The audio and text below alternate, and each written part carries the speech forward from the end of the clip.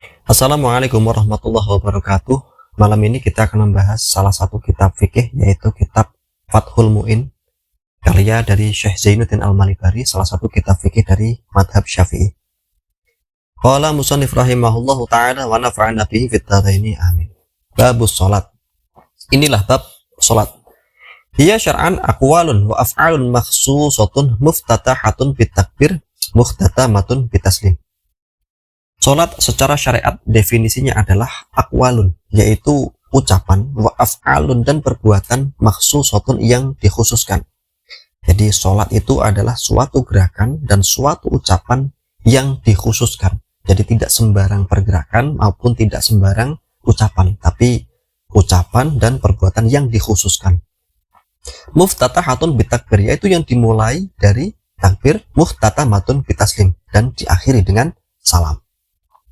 Maka dari itu, sesuai dengan definisi tersebut, maka sholat itu adalah ketika kita melakukan suatu gerakan mulai dari takbiratul ihram.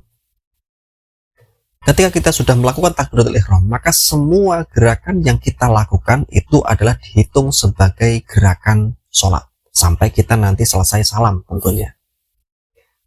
Maka dari itu, apabila kita telah melakukan takbiratul ihram, kemudian kita melakukan gerakan-gerakan di luar gerakan sholat yang sesuai dengan hukum syariat yang berlaku, maupun mengucapkan kata-kata yang seharusnya tidak ada di dalam sholat, maka sholat kita dianggap batal atau dianggap tidak sah. Batalnya sholat, tidak sahnya sholat nanti akan kita bahas dalam pembahasan tersendiri. Tentunya ada nanti pembahasan sendiri tentang bab-bab atau hal-hal yang dapat membatalkan sholat kita. Nah, ada satu pertanyaan unik. Apakah ketika kita melakukan sholat, kemudian sholat kita itu dinyatakan tidak sah atau batal, apakah sholat kita diterima oleh Allah Subhanahu wa Ta'ala? Misalnya kita melakukan sholat, kemudian di dalam sholat kita mungkin kita melakukan gerakan seperti jalan-jalan ataupun mengucapkan kata-kata dengan bahasa-bahasa Indonesia mungkin yang di situ seharusnya tidak ada di dalam sholat. Apakah sholat kita diterima oleh Allah Subhanahu Wa Taala? Sedangkan kita tidak tahu, sebelum belajar fikih kita tidak tahu bahwa hal tersebut bisa membatalkan sholat.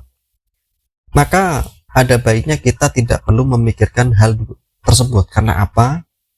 Sah dan tidak sahnya sholat, ataupun diterima dan tidak diterima sholat kita, itu adalah dua hal yang berbeda. Karena apa? Sholat kita sah, sholat kita baik pun belum tentu Allah menerima sholat kita. Ataupun sebaliknya. Ulama berkata bahwa bisa jadi seseorang yang sholatnya dianggap tidak sah, sholatnya dianggap buruk, tapi Allah mau menerima dengan tentunya alasan-alasan tertentu. Misalnya, seorang yang sholatnya mungkin bagus, fikihnya bagus, bacaannya bagus, tapi dia masih melakukan kemaksiatan yang diulang-ulang, maka Allah tidak akan menerima sholat kita.